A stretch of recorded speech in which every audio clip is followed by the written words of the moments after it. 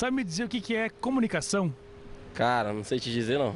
A forma com que nós interagimos é a palavra correta. Existem várias formas de comunicação. Tem o rádio, a TV, entre pessoas. A forma que cada um se expressa com a pessoa, eu acho que isso é comunicação. Eu acho que seria um meio da gente de informação. É envolvimento, né, de pessoas, você passar a informação que você sabe, aprender coisas novas, transmitir uma mensagem para as pessoas entenderem. Sejam bem-vindos à aula de língua portuguesa. Hoje nós vamos ver o processo comunicativo com seus elementos e as funções da linguagem. O livro que nós vamos usar para hoje é o livro Português Instrumental da professora Dileta da Silveira Martins e Lúbia Zuberknock. Como vocês puderam ver na enquete, nós perguntamos o que é comunicação. E o pessoal se mostrou bastante confuso. Por quê? Porque confundiu comunicação com meios de comunicação, canal da comunicação. E isso mostrou o quê? Que nós nunca pensamos sobre o nosso processo comunicativo. Vamos ver então o que é comunicação, o que é comunicar? Comunicar é transmitir uma ideia e uma mensagem e ela ser entendida, compreendida pelo ouvinte. Não adianta falarmos de maneira difícil ou com um nível de linguagem a um ouvinte que não entende. Muitas vezes as mães pegam e dizem, não bota o dedo na tomada que vai te dar uma corrente elétrica e vai te dar um choque e tu podes morrer. Isso para uma criança é uma frase vazia, porque ela não tem como entender. O processo comunicativo tem os seus elementos e agora nós vamos ver uma situação para conhecer esses elementos. Pedro diz a Maria, eu te amo. Quais são os elementos neste processo de comunicação? Antes de conhecer o conceito de cada um deles, vamos ver uma cena que ilustra esses elementos. João, que bom que você está com o teu computador aí. Você pode mandar um e-mail para Maria no meu nome? Claro! O que você quer que eu escreva? Querida Maria, eu te amo. Assinado Pedro.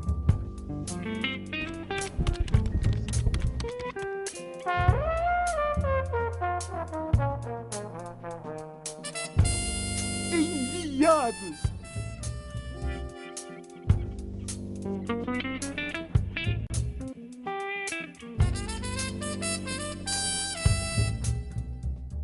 Como vocês viram, é muito comum nos dias de hoje alguém pedir que a gente escreva uma mensagem. Assim aconteceu com Pedro. Nós temos fonte, emissor, mensagem, receptor ou recebedor e destinatário.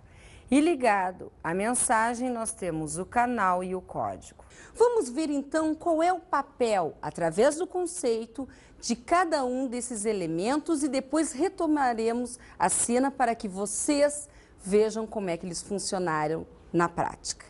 Fonte. O que é uma fonte no processo comunicativo? É a origem da mensagem, é de onde parte a mensagem, é aquele que quer passar a mensagem. Depois da fonte, nós temos o emissor. Quem é o emissor? É aquele que transmite a mensagem. Às vezes, no processo comunicativo, fonte e emissor são a mesma pessoa, mas nem sempre isso acontece.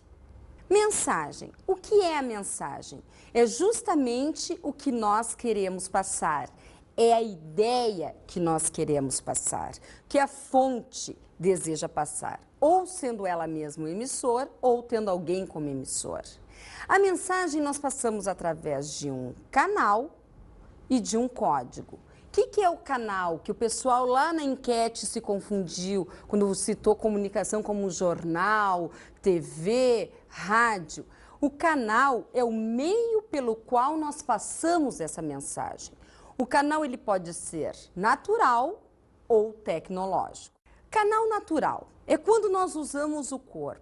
Isso agora que eu estou fazendo com vocês. Eu estou falando, eu estou gesticulando, eu estou olhando para vocês. Este é o canal natural. Eu estou usando o meu corpo. Toda vez que aparece o texto na tela, ele então é o canal tecnológico. É tudo que não é passado pelo corpo. Também nós temos o código. E o que é código? Você já parou para pensar?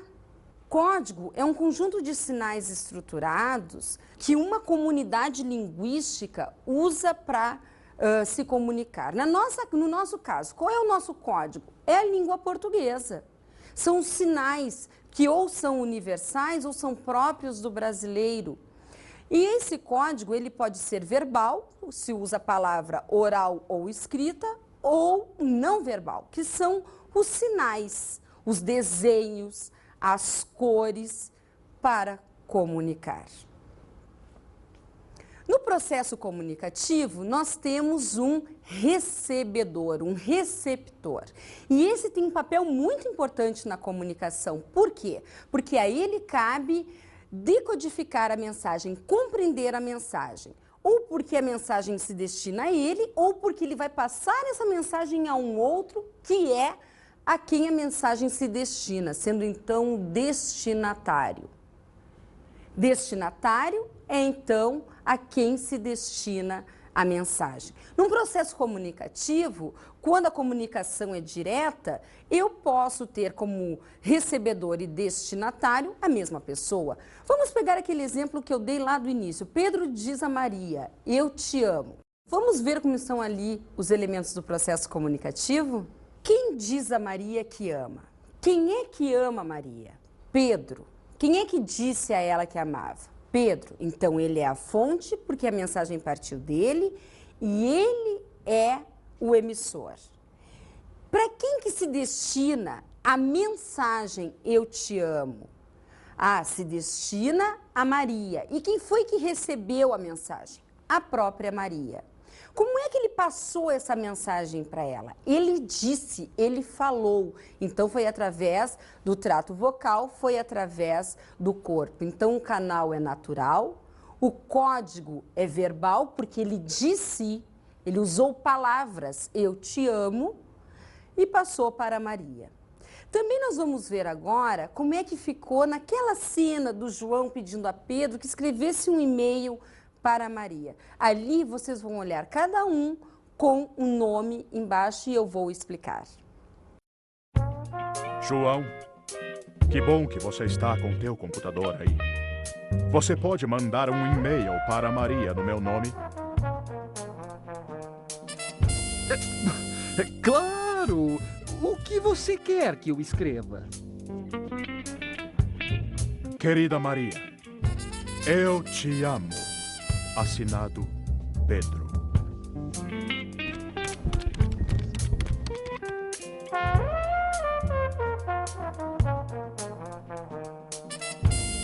Enviado!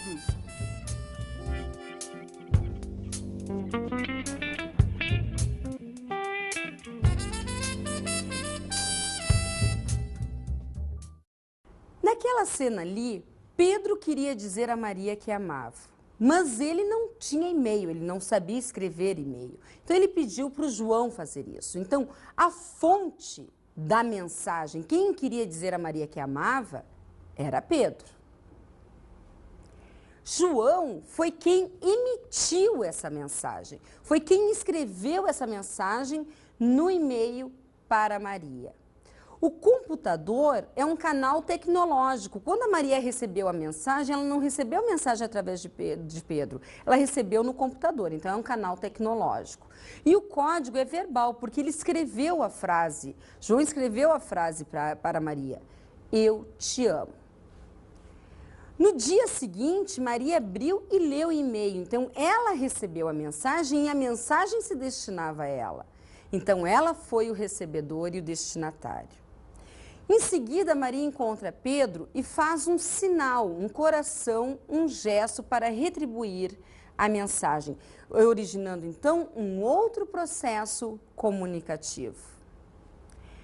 Nesse novo processo comunicativo, Maria então passa agora a ser a fonte e a emissora da mensagem.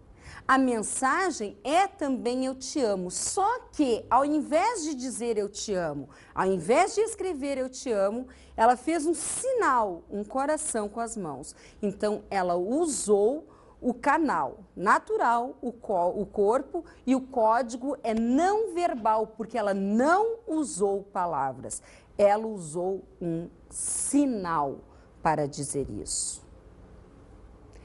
Pedro recebeu a mensagem, ele viu, ele entendeu e a mensagem era para ele. Então ele foi o recebedor e o destinatário. Vamos então retomar aquele esquema para que vocês vejam como é todo o processo comunicativo.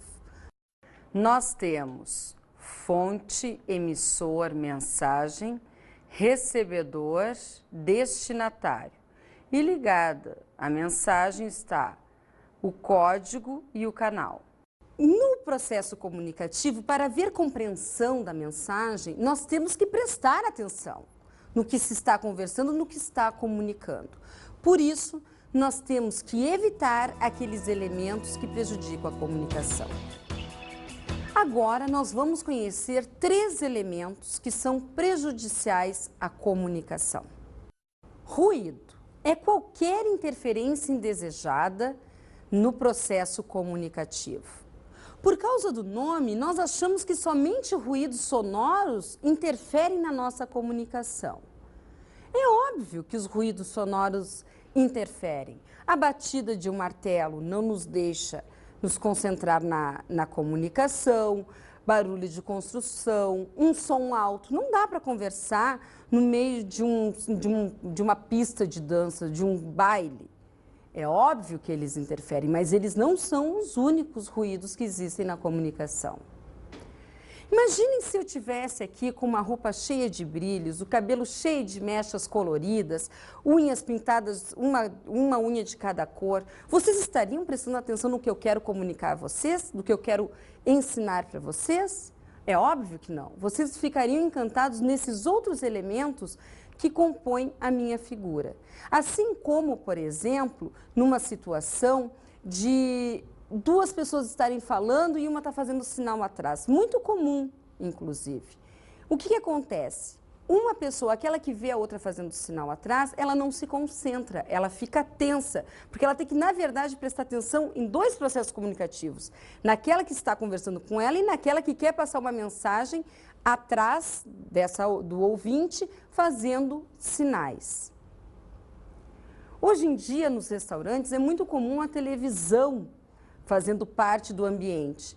Eu sou uma pessoa que tem sérias dificuldades de me concentrar numa conversa se tem uma televisão junto.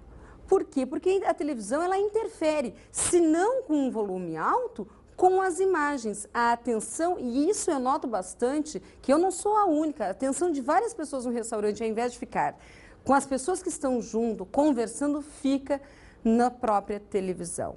Então isso nós chamamos de ruído. Toda e qualquer interferência, desde cheiros, cores, roupas, computadores, televisões, até mesmo barulhos sonoros que interferem na compreensão da nossa conversa. Entropia é outro elemento que prejudica a comunicação. Mas o que é entropia, essa palavra tão estranha aos nossos ouvidos? Mas o que ela faz é muito comum e nós conhecemos várias pessoas, se não nós mesmos, que são entrópicos. Entropia é quando uma mensagem está desordenada. Eu vou dar um exemplo para vocês. Às vezes a gente encontra pessoas que querem contar assim, um monte de coisa, uma coisa atrás da outra e começam várias mensagens e não concluem nenhuma. Vocês querem um exemplo? Eu fui vou te contar uma coisa. Fui numa festa, estava maravilhosa. Mas soube do fulano? Ele casou na semana passada, não me convidou para a festa. Mas antes, deixa eu dizer uma coisa. A minha mãe fez um bolo essa semana. Meu Deus, quando termina a conversa com essa pessoa, tu sai completamente tonta, não sabe o que ela disse, não sabe o que ela quis te comunicar, até mesmo te deixando confusa. Ou então, outro caso de entropia é quando nós estamos falando ou escrevendo e começamos a pensar em voz alta e elaborar o discurso durante o pensamento. Então, pensamento e discurso juntos atrapalham e as palavras ficam fora de ordem. Eu vou dar um exemplo para vocês. Eu, Maria, o João, de casa... A pessoa não ordenou a frase na mente, na hora de falar ela começa a tentar organizar as palavras na sentença, deixando o seu ouvinte completamente confuso. E nós temos que cuidar que essa entropia na fala, ela também às vezes aparece no texto escrito. Então temos que cuidar bastante. Outro aspecto é a redundância. Quando é que nós somos redundantes? Então, a redundância, vocês conhecem o termo. Redundante é quando a gente repete, diz com outras palavras, conta com outras palavras, uma situação, um fato que já foi dito. Então, quando é que nós somos redundantes? Nós somos redundantes quando nós queremos garantir a compreensão. Aí tu fica explicando o mesmo tópico várias vezes com outras palavras. É seguro para a comunicação? Garante a compreensão? Sim. Mas então qual é o problema? Por que a redundância pode ser prejudicial à comunicação? Porque ela, ao garantir que a pessoa está compreendendo a mensagem, de tanto que o ouvinte compreendeu a mensagem, ele perdeu o interesse pelo teu texto. E outro problema sério é o teu ouvinte achar que tu só conhece aquele assunto, por isso que fica falando sempre a mesma coisa. Além disso, parece que quando nós ficamos repetindo, explicando a mesma coisa, que o teu ouvinte não tem capacidade de compreender o que tu está dizendo. A pessoa, o ouvinte, pode se sentir, sim, muito ofendida, porque pode achar que tu estás menosprezando a inteligência dele. No processo comunicativo, tanto na fala quanto na escrita, mas principalmente na escrita, nós temos que garantir que haja qualidade no texto. E essa qualidade, já tirando os elementos que prejudicam o processo comunicativo, nós garantimos através de 3 aspectos. O primeiro é a concisão. E o que é ser conciso? Ser conciso é ser claro, objetivo. Nós estamos num mundo moderno onde as informações, elas vêm em grande volume e rapidamente, através da internet, rádio, televisão. Nós estamos sabendo, 5 segundos depois, algo que aconteceu do outro lado do mundo. O texto, quanto mais informação desnecessária, mais difícil fica para a pessoa prestar atenção. Um texto bom é aquele que informa com concisão, com economia, com objetividade, o que quer passar. Vamos ver agora um texto que mostra bem um exemplo de falta de concisão. Vamos dar uma olhada? Nos dias atuais, a falta de capacitação dos funcionários obriga, quase sempre, as direções de empresa a procurar mão de obra qualificada fora do país, isto é, emprega pessoas estrangeiras. Isso não deveria de acontecer, uma vez que temos como país que está em desenvolvimento, pessoas que podem se capacitar para os altos cargos. Urge, então, uma grande tomada de consciência por parte do brasileiro sobre a importância de qualificar os serviços que oferece. Como vocês viram, tem expressões como quase sempre, depois fala, isto é, emprega pessoas estrangeiras. Se eu já falei pessoas fora do país, não precisava ter dito pessoas estrangeiras. Esse tipo de detalhamento no texto, fora os outros que tem ali, vocês vão ver que acaba tornando-o pesado. E aí a nossa atenção ela fica extremamente prejudicada. Outro exemplo de qualidade do texto é a harmonia. A harmonia é aquele texto que, quando falado ou escrito, soa bem aos nossos ouvidos. Como falante nativo, às vezes a gente diz assim, esse texto bateu aqui e voltou. Por quê? Porque a parte sonora do texto não ficou adequada. Eu sempre dou uma dica, quando vamos escrever o texto, temos que ler o texto depois, porque às vezes é uma coisa o texto escrito, outra coisa é o texto lido. E nós temos que ler o texto para evitar alguns acontecimentos, alguns elementos que acontecem no texto e que na fala, que na escritura a gente não percebe. Vamos olhar alguns desses problemas que aparecem? Um dos problemas que acontece, que às vezes a gente não se dá conta, é a repetição de um mesmo som. Isso se chama aliteração. Ah, mas eu não faço isso. Faz sim. Quando nós usamos o mesmo som numa frase, deixa o texto pouco harmônico e pouco elegante. O rato roeu a roupa do rei de Roma. Aí vocês vão dizer, mas esse é um exemplo lá da primeira série. Tudo bem, isso é trava-língua. Tudo bem, pode ser, mas nós usamos outros exemplos, outros sons, principalmente terminado em ão, que fazem essa repetição de sons. O segundo é a cacofonia. O que é cacofonia? Quando duas palavras formam uma palavra vulgar ou uma palavra com som meio estranho ao ouvido. Por exemplo, nós usamos assim, ó, ela tinha. Vários textos, quem não escreve ela tinha? Mas se vocês notarem, forma latinha. Ou como no exemplo que aparece aí. Ele deu um beijo na boca dela. Apareceu a palavra cadela. Então fica bem complicado. Esse tipo de ocorrência nós temos que evitar. O exemplo seguinte é a rima. O que é a rima? A rima é quando nós ainda, com aqueles resquícios da adolescência, de ser poeta, de querer fazer poema de tudo, inclusive dos próprios textos argumentativos, usamos o mesmo som no final das palavras. Vamos ver o exemplo como é que ficou? O meu amor com seu ardor me fez opressor. Nossa, é uma grande parte de um poema, mas num texto dissertativo não tem a mínima elegância. Outra ocorrência negativa no texto que faz perder a harmonia é a repetição de palavras. O que é a repetição de palavras? Como falante nativo, nós conhecemos várias palavras que podem substituir termos na frase.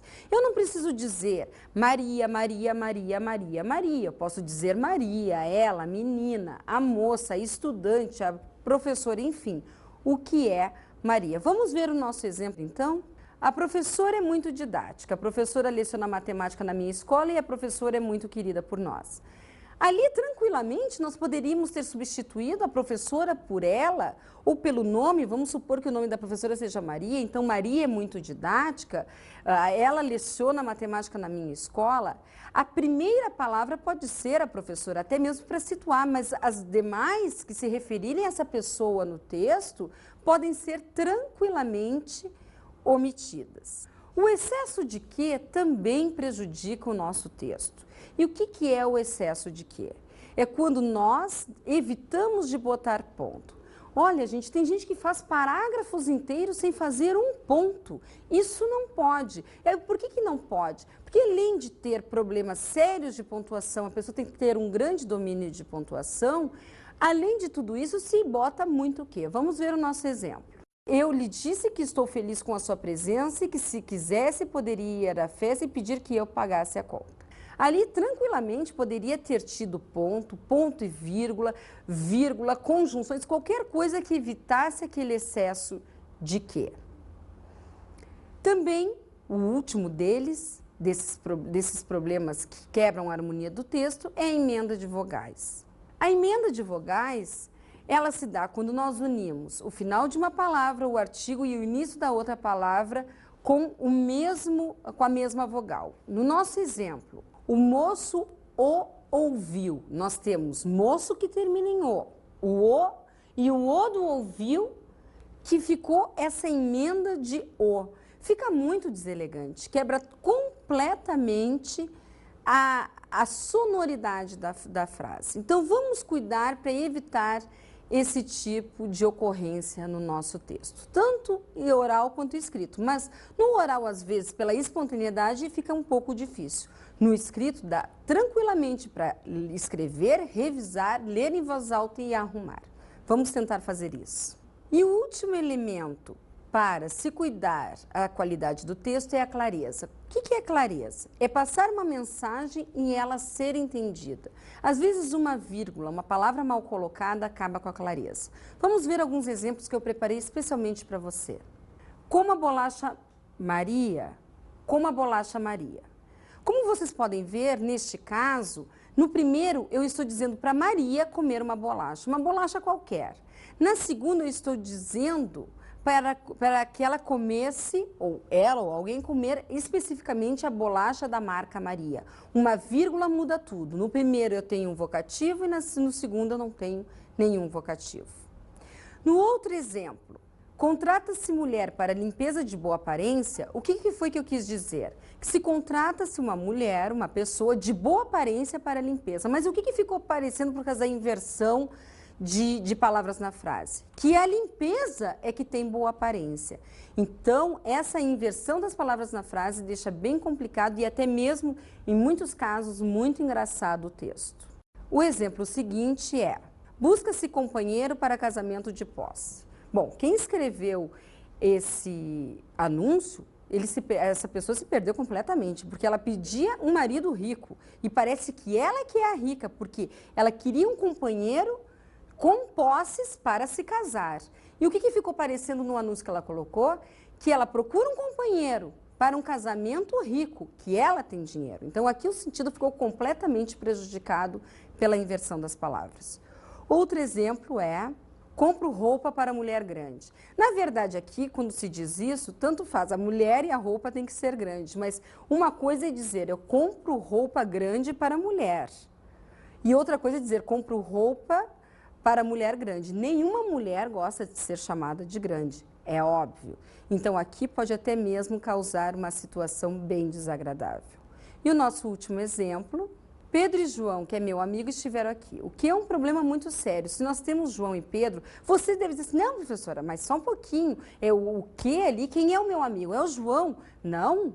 Gramaticalmente, aquele teu amigo pode ser tanto João quanto Pedro.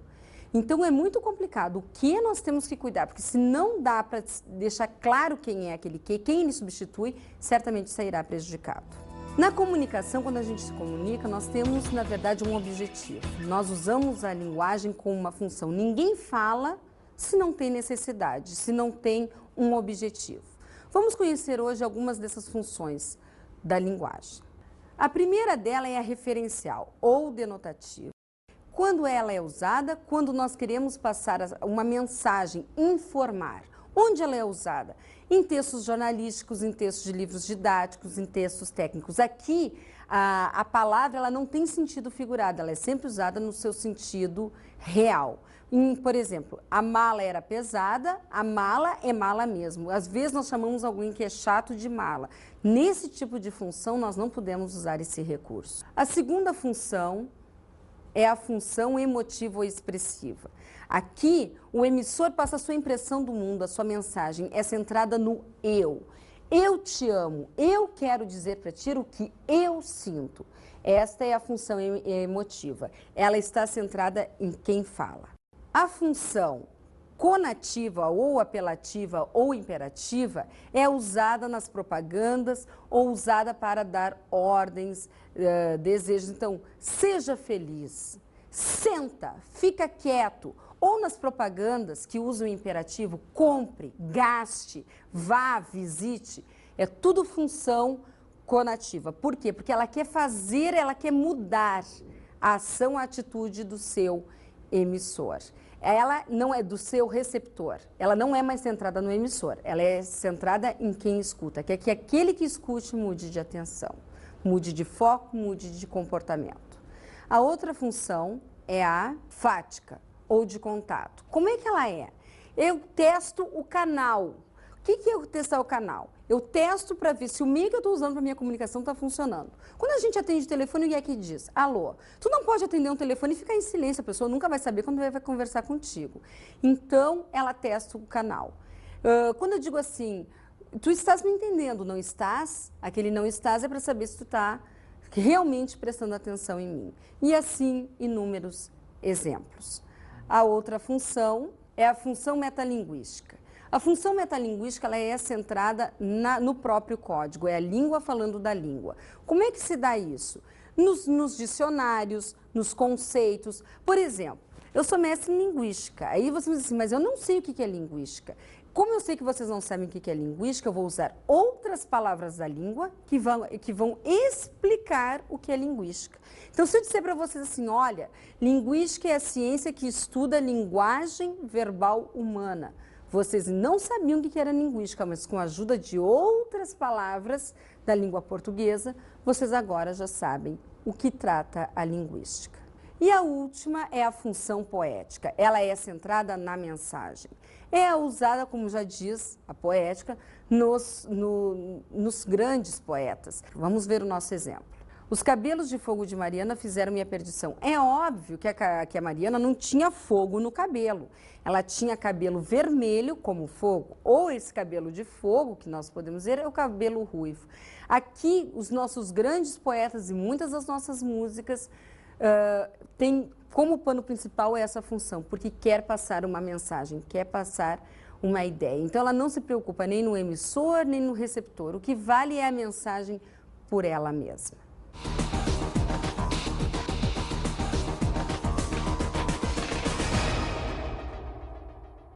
A minha dica de hoje é o livro Português Instrumental, de acordo com as atuais normas da BNT. As autoras são Dileta da Silveira Martins e Lubes Berknock. E a editora é a Sagra. É um livro que é dividido em algumas partes. A primeira é o processo comunicativo, com vários exemplos, bem ilustrado. Depois nós temos a parte gramatical, a parte de cartas comerciais. Enfim, é um livro que nós vamos usar sempre para as mais diversas atividades da nossa vida. Vale a pena conferir. Vá até uma livraria próxima, veja, conheça o livro e, se quiser, pode adquirir.